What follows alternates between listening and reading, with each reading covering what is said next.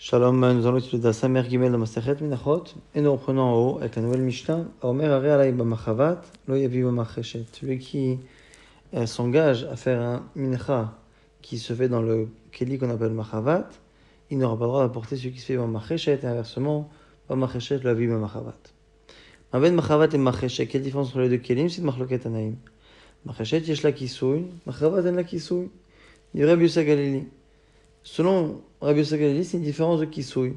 Le macheshet a un couvercle, le machavat n'a pas de couvercle.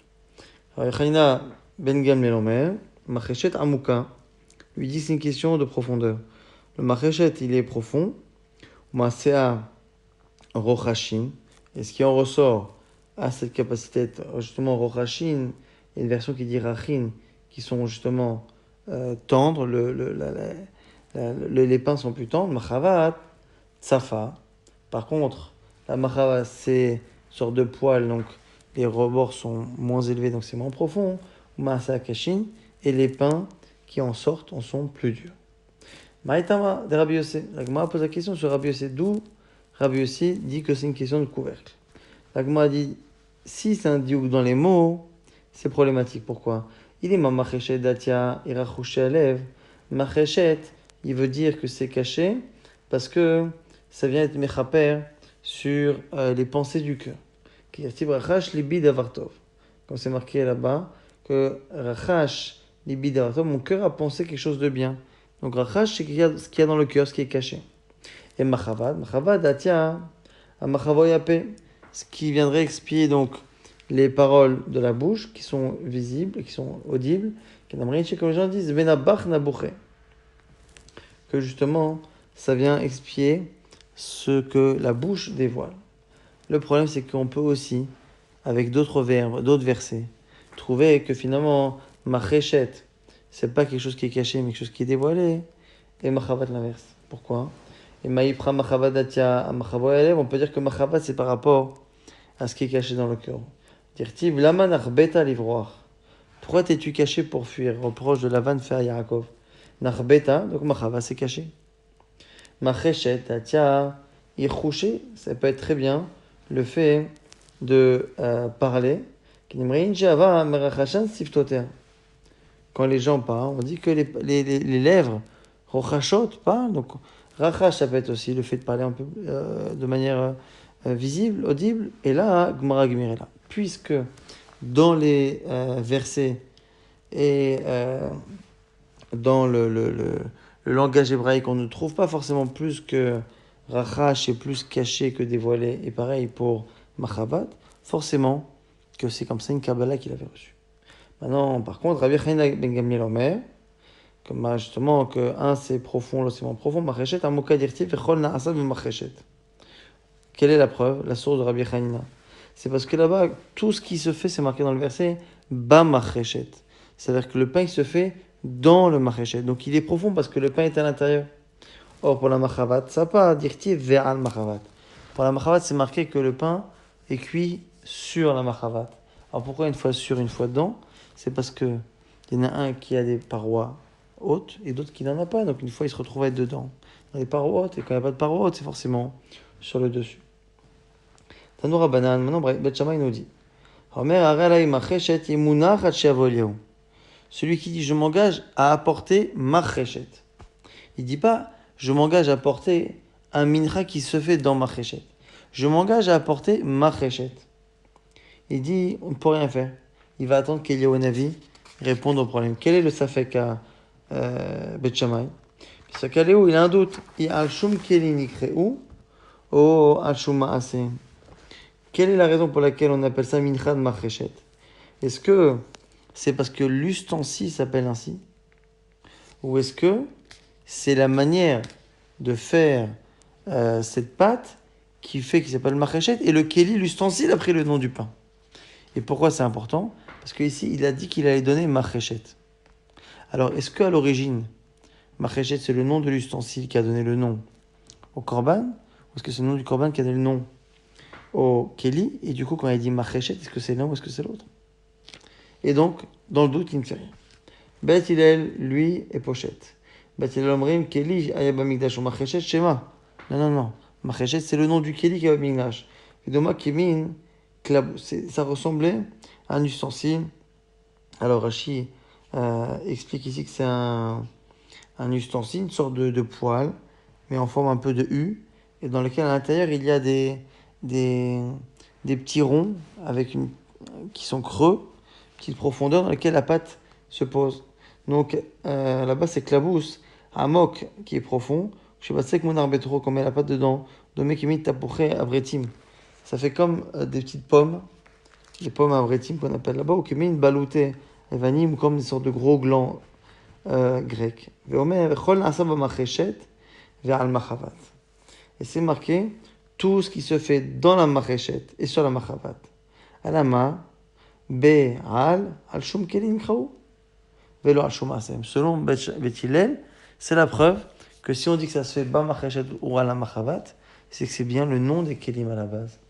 Et donc, on sait très bien ce que c'est quand on dit macheshet, c'est le keli, et non pas le korban en question.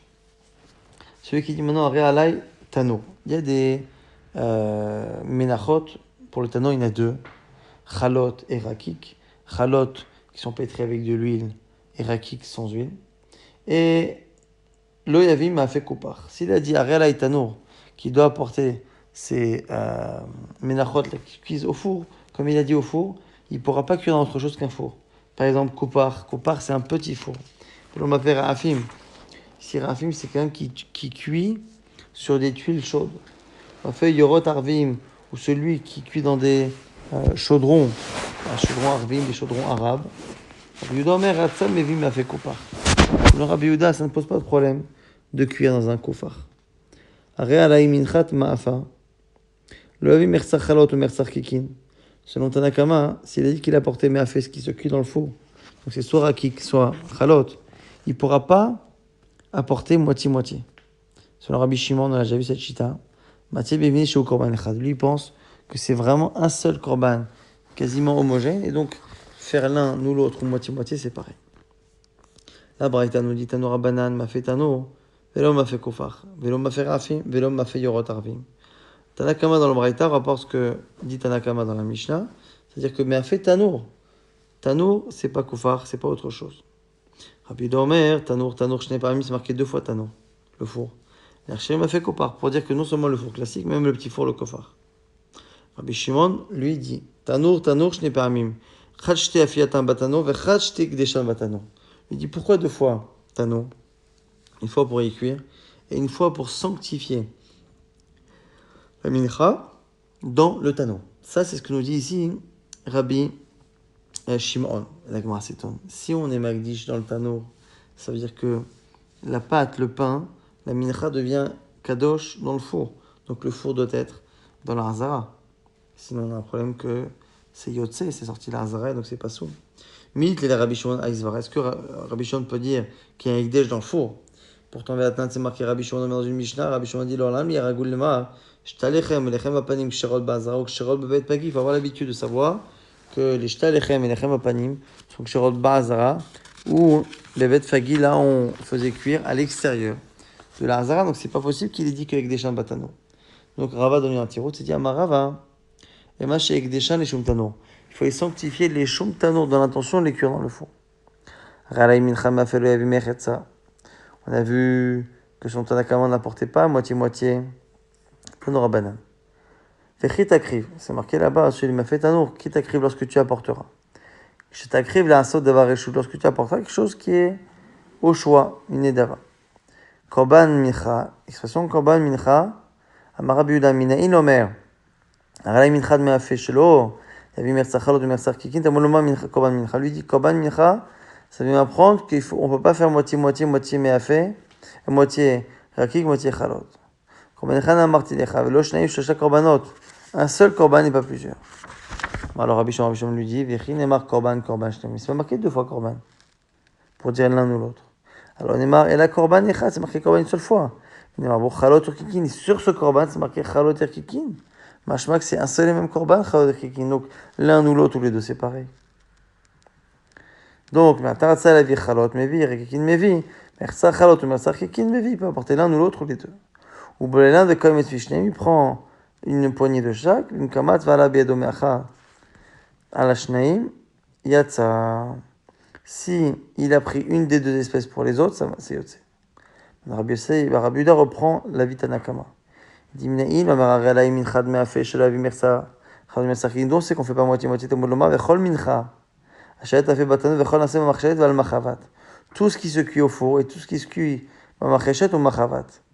La Kohen, la makrivota loti, vechol mincha b'lo bashemen chareva, lechol benaronti, et tous les menachot b'lo bashemen, ou même sans rien, c'est pour les bnei Aaron. Ma vechol amo le mata, puisqu'on a marqué trois fois, mais au départ on a dit 2 fois vechol, pour les mafetanour et pour les autres. Ma vechol amo le mata, shne minim chalokim, même que pour mafetanour, sont deux espèces différentes, rakik et chalot. Alors par la suite, quand on parle après, pareil, pour Macheshet, Machavat, la Kohen, pareil. Donc, plutôt l'inverse, plus que dans la suite, quand on parle de Macheshet et Machavat, c'est bien séparé. Au début, quand on parle de Chol, Mincha, Shataf et Batanour, même ceux du Tanour aussi sont bien séparés. Donc, Shnei Minim Chalokim, Afechol, Amol et Mala, Shnei Minim Chalokim, même donc plus haut, quand on parle de Meafet Tanour, c'est Chalouk, et donc on ne peut pas dire que Rakik et Chalot, c'est la même espèce pour les mélanger. Alors non, la Gemara se pose la question. Rabbi Yehuda, au départ, il a fait une dracha. Et après, Rabbi Shimon lui a répondu. Il lui a dit, c'est pas vrai, quand Mincha, tu peux rien déduire, il n'a pas marqué 2 fois quand Mincha.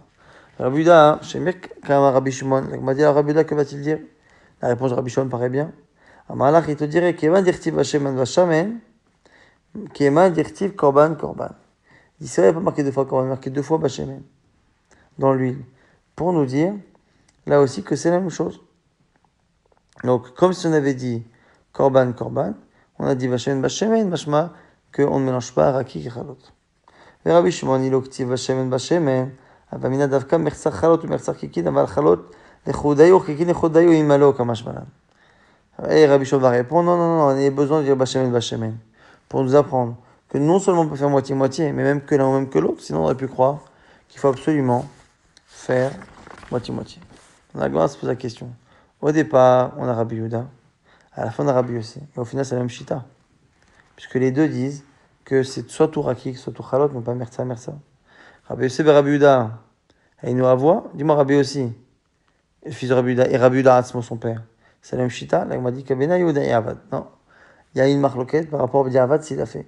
Selon Rabbi Yossi qui dit que c'est Vechol, Vechol, on dira que c'est Pasoul, alors que selon Rabbi Yehuda, c'est que les Khatrila et pas bien. Adranalach, כל המנחות. נואל משנה, רבי שמואל אומר היה, בא בשבת משלוש שאינו בחול, מחמש. Rabbi Shmuel nous dit que le Homer, quand on faisait le Homer, eh bien pendant Shabbat, on allait prendre que 3 séines d'orge pour faire un Issaron solette de farine. Et Bechol, on le faisait avec 5. On regarde dans la Gemara que pour Rabbi Shmuel, il y a une mizamina moufrar de faire à partir de 5. Même si à la fin la solette elle est toujours moufrarette, elle est toujours très fine.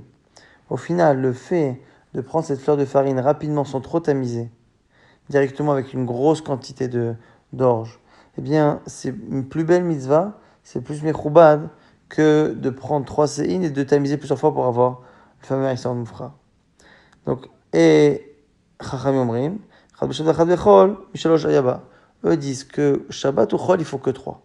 Donc même le Chol, c'est déjà bien 3, donc il n'y a pas besoin de faire plus. Et Shabbat, c'est pareil. On garde le même niveau. Rabbi Chaim Zgan HaKohanim Omer, עוד מחלוקת בשבת היה נקצר ביחיד ובמעגל אחד בקופה אחת, ובחול בשלוש קופות, 3 מעגלות. Dans le Chol, on faisait la ktsira, la récolte de l'orge en grande pompe, avec 3 personnes qui faisaient tout, 3 kélim, 3 ustensiles, 3 fossis, tout, fois 3, pour que les tzdokim et baïtosim apprennent que le Minchat HaOmer se fait le lendemain de Yom Tov et non pas le lendemain de Shabbat, qu'il n'était pas d'accord avec le décompte de la fête de Shavuot à partir de Pesach. Alors ça c'est Rabbi Chanina. Et Chachamim Omrim, Echad Shabbat, Echad Bechol, B'shash Kupot, B'shash Magalot. Eux disent que semaine comme les Shabbat, il faut absolument faire en grande pompe avec 3 personnes. La Gemara dit, Bish, le Marabana, Kasavre, Isaron, Oufra, Bishosha, Sinati. La Gemara dit, attends, Rabana, je comprends. Eux, ils pensent que déjà, c'est le top à 3. Et eux disent qu'on ne fait pas de distinction entre Chol et Shabbat. Mizamin Mouchar c'est Doché, également Shabbat.